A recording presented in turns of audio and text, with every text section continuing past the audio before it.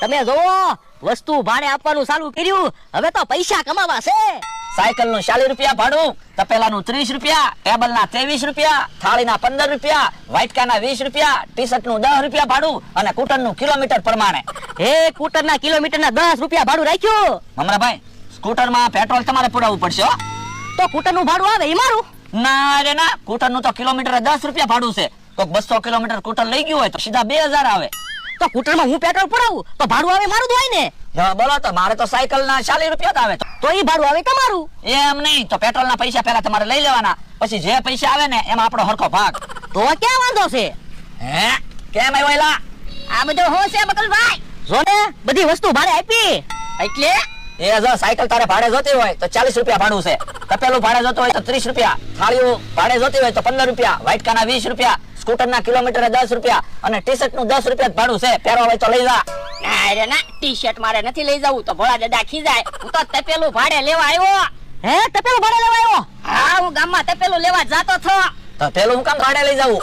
ઈ ન કહેવાય હો, તપેલું ભાડે આપવું હોય તો કયો. તો એક કામ કર, Aadhaar card, PAN card, ration card ની ઝેરોક્સ, 2 પાસપોર્ટ ફોટા, બેંક ની સોપડી, એવું બધું લેતા એટલે તને તપેલું ભાડે આપી દેવી. પણ એવું બધું હું કામ લાવવાનું? એ નિયમ છે, નિયમ પ્રમાણે હાલવું પડે. પણ તો તપેલું અત્યારે આપો, હું તપેલું પાછું દેવા આવું ત્યારે બધા કાગળિયા લેતો આવીશ. આ તો કોઈ વાંધો નહીં, 30 રૂપિયા ભાડું અને બધા કાગળિયા લેતા આવજે. હાલે અહીંયા હાથ જગ્યાએ સહી કરી નાખ પેલા. મને સહી કરતા નથી આવડતું હો.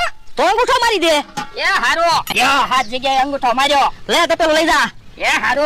આવડું મોટું તપેલું હું કામ લઈ ગયો છે? કાક પ્રસંગ હશે એટલે તપેલું લઈ ગયો છે. પણ પ્રસંગ હોય તો આપણને ખબર જ હોય ને.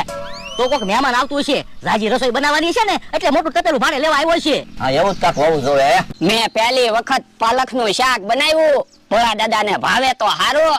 ઈ આમ આવ્યા, હાલો ને જલ્દી હાલો ને, હમણે આવું એમ કઈ ગયા અને કેટલી વાર લાગી. એ પાલક નું શાક બનાવી નાખ્યું? હા. હે આવું છે? એ પાલક નું શાક ક્યાં છે? આ તો લાકડા છે. પાલક માં લાકડા જ હોય ને? પાલક માં થોડા લાકડા હોય, પાલક ના તો પાંદડા હોય. તમે કઈ પાલક ની વાત કરો? એ ભાજી બનાવવાની પાલક આવે ઈ. મેં ઈ પાલક નું શાક ક્યાં બનાવ્યું? તો એ મકાન બનાવવામાં પાલક જોવે ને, ઈ પાલક નું શાક બનાવ્યું. હે ઓય બાપા, ઈ પાલક નું થોડું શાક બને. લો બોલો, હું ગામમાં હાલીને પાલક લેવાઈ ગયો. પાલક માં કેટલો વજન હતો અને કેટલી મહેનત કરીને મેં પાલક ના કટકા કર્યા, પાલક નું શાક બનાવ્યું. અને હવે તમે એમ કહો કે ઈ પાલક નું શાક ન બને? તે ન બને ને. તો ઓલી પાલક નું શાક ન બને, એની ભાજી બને. એ તને ભાજી બનાવવાનું કીધું તું.